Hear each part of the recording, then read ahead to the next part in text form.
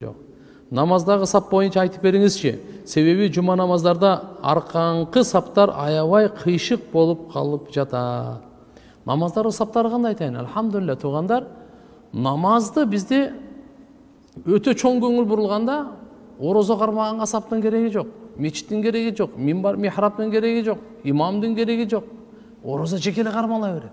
Зекетте деле ошо, ажылыкта деле ошондой. Бирок намазга кезек келгенде, шарият өтө көңүл буруп мечит салынсын, мунаралар, азандар кыйкырылсын өз учурунда, михраб, минбарлар дайындалсын.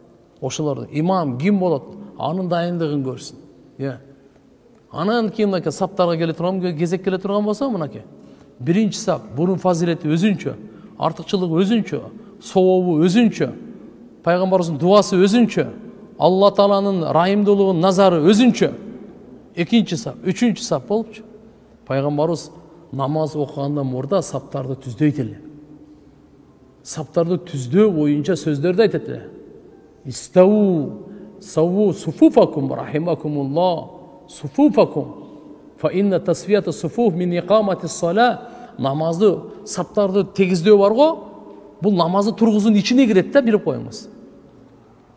Биздин намазыбыздын саптары түп-түз болгону намаздын тургу икаматы салага кирет бул.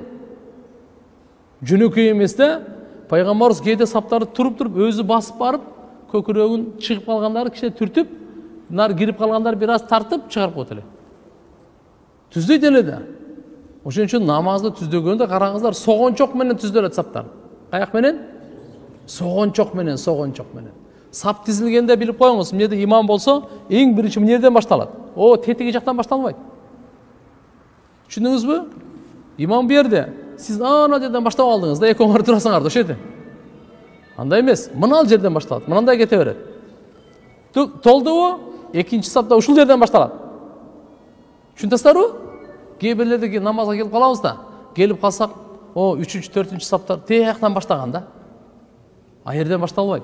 Тияктан да башталбайт, ортодон башталат. Кайерден башталат экен? Сиз мечитке киргениңизде карап көрүңүз, кайсыл жагы азыраак. Ошол жака турасыз. Ошо ортодон мына жака бөлөсүз. Түшүнүктүбү сап? Ошон үчүн эми карап туруңуз да, таксала. Пайгамбарыбыз бирде эскертүү берген. Сапыңарды кыйшык кылбагыла, жүрөгүңөрдү кыйшайтып коет Алла Таала деген. Жүрөктөрдүн кыйшыйганы саптардын кыйшыйгандыгынын себеби чоң. Ошон үчүн баардыгы саптар тегиз болсун деген. Согончок менен түздөлөт, баардыгы карап туруп. Аракет кылыш керек намазды ушундан алдын ала.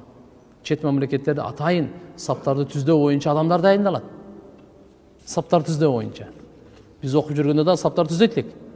Мен мисалы өзүмчө сабам, 24-чү сап меники. Так. Ошо намаз азыр комат башталганын алдында бардыгын будан нары чыгып кетем бардыгы. Кете ал жерде саптар чоң да, 100-150 метр да. Барып келиште бар да, бардыгын түзөш керек да, болбосо түздөлбөй калат. Кээде адам ушундай да. Ана мына жума намаздарда да кокус мечиттин сыртында, мечиттин ичинде го, мына жай намаздар менен эме кылсак болот да. Сап тегизделип калат, оңой элечи, кыйын эмес. Сыртына келгенде туугандар, баарыбыз оң жак, сол жакты сразу эле карай коелу.